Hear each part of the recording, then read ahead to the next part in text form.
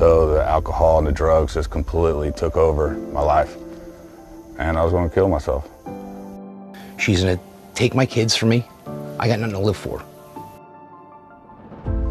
It was probably on the 6th or 7th deployment. I ate a mortar round that was really close, and that was the game changer for me, where something got hard broke inside of my head.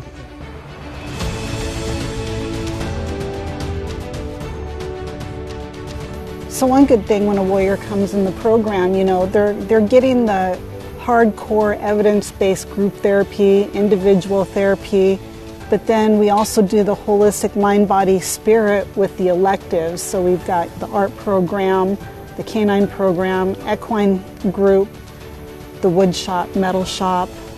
It's like this whole mind, body, spirit come together and heal.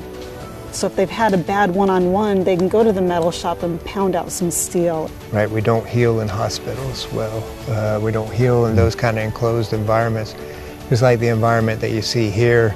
You know, we've been accused of having just like, it's like a camp going to Warrior's Heart. You know how you got all these other things, but all these other things that we do are absolutely necessary and part of the way that warriors heal. We do the clinically led groups. We do the hard one-on-ones. They do their lifelines. I mean, we're doing so much emotional work with them that we know they get to a point where it's like, I don't want to hear your voice. I don't want to hear my voice. I just need to like forget about all that stuff. But now they can forget about all that stuff in a positive activity or in the creation of something, because we know how, you know, what just creating something in any kind of art does to the physiology in the brain, you know, which is all that we're trying to get to. So the reason why we have all these other activities is absolutely a huge part of our healing program. Yeah.